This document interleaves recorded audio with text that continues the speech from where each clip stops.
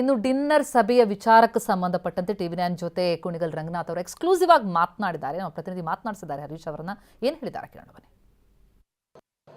ನಾಯಕತ್ವ ಬದಲಾವಣೆಯ ಚರ್ಚೆ ಕ್ಲೈಮ್ಯಾಕ್ಸ್ ಹಂತಕ್ಕೆ ಬಂದಿದೆಯಾ ಅನ್ನುವಂಥ ಚರ್ಚೆ ನಡೀತಾ ಇದೆ. ಯಾಕಂತಂದ್ರೆ ನಿನ್ನೆ ರಾತ್ರಿ ಡಿ.ಕೆ. ಶಿವಕುಮಾರ್ ಅವರ ಬೆಂಬಲಿಗರು ಅಂತ ಕರೆಸ್ಕೊಳ್ಳುವಂತಹ 25ರಿಂದ 30 ಶಾಸಕರು ಒಂದು ಹೋಟೆಲ್ನಲ್ಲಿ, ಖಾಸಗಿ ಹೋಟೆಲ್ನಲ್ಲಿ ಸಭೆ ಸೇರಿದ್ರು ಅನ್ನುವಂಥ ಚರ್ಚೆ ನಡೀತಾ ಇದೆ.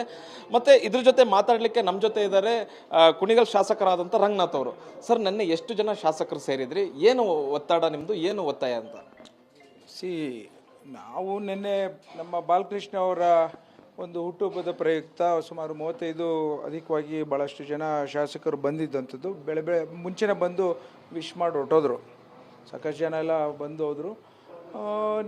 ನಾವು ಒಂದು ಮಾತನ್ನು ಹೇಳಲಿಕ್ಕೆ ಇಚ್ಛೆಪಡ್ತೇನೆ. ಇದು ನಮ್ಮ ಸರ್ಕಾರ ಒಂದು ಕುಟುಂಬ ಇದ್ದಂಗೆ, ಕಾಂಗ್ರೆಸ್ ಪಾರ್ಟಿ ಒಂದು ಕುಟುಂಬ ಇದ್ದಂಗೆ. ನಾವೆಲ್ಲ ಒಗ್ಗಟ್ಟಲ್ಲಿ ಯಾವುದೇ ಒಂದು ವಿಚಾರಗಳಾದ್ರೂ ಪಕ್ಷದ ಒಂದು ಚೌಕಟ್ಟಿನಲ್ಲಿ ಚರ್ಚೆಗಳು ಮಾಡೋದಾಗಲಿ, ನಮ್ಮ ಬೇಡಿಕೆಗಳು ಇಡೋದಾಗಲಿ ಮಾಡ್ತೇವೆ. ಸರ್, ಇನ್ನೊಂದು ಡಿ.ಕೆ. ಶಿವಕುಮಾರ್ ಅವರಿಗೆ ಶಾಸಕರ ಬೆಂಬಲ ಇದೆಯಾ ಇಲ್ವಾ ಅನ್ನುವಂಥ ಚರ್ಚೆ ನಡೀತಾ ಇತ್ತು. ಈಗ ನಿನ್ನೆ ರಾತ್ರಿ ಸೇರಿರುವಂಥ ಶಾಸಕರು ನೋಡಿದ್ರೆ ನಿಜವಾಗ್ಲೂ ಶಾಸಕರ ಬೆಂಬಲ ಖಂಡಿತ ಇದೆ ಅನ್ನುವಂಥದ್ದು ಸ್ಪಷ್ಟ ಆಗ್ತಾ ಇದೆ.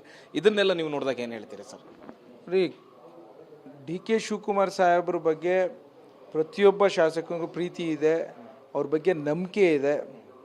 ಹೆಚ್ಚಿನದಾಗಿ ನಾಯಕತ್ವದ ಬಗ್ಗೆ ಒಂದು ಅಪಾರವಾದಂಥ ನಂಬಿಕೆ ಇಟ್ಟಿರೋಂಥದ್ದು ಶಾಸಕತನದ ನೋಡಿದ್ದೀನಿ ನನ್ನ ಹತ್ರದಿಂದ.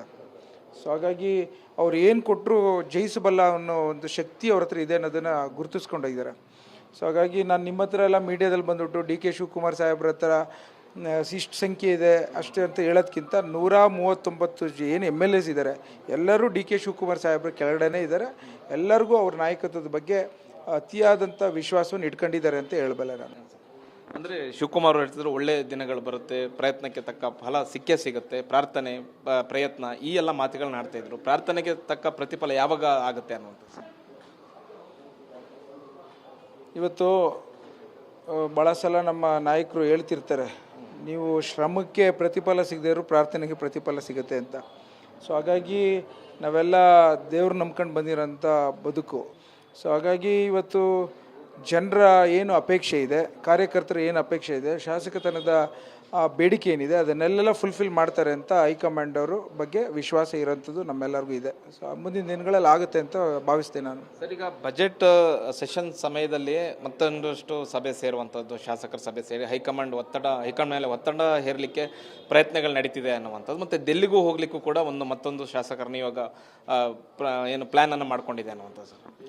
ದೆಹಲಿ ಹೋಗೋವಂಥ ವಿಚಾರಗಳು ನಾನು ನಿಮ್ಮ ಹತ್ರ ಮಾತಾಡ್ಲಿಕ್ಕೆ ಹೋಗಲ್ಲ. ನಾನು ಇವತ್ತು ನಾವೆಲ್ಲ ಬಜೆಟಲ್ಲಿ ನಮ್ಮ ಕ್ಷೇತ್ರಗಳಿಗೆ ಅಭಿವೃದ್ಧಿಯ ವಿಚಾರದಲ್ಲಿ ಮುಖ್ಯಮಂತ್ರಿಗಳು ಕರೆದ್ರೆ ನಾವು ಕೆಲವು ಬೇಡಿಕೆಗಳು ಇಡಬೇಕು ಅನ್ನೋದನ್ನು ಮಾತಾಡಿದ್ದೇವೆ.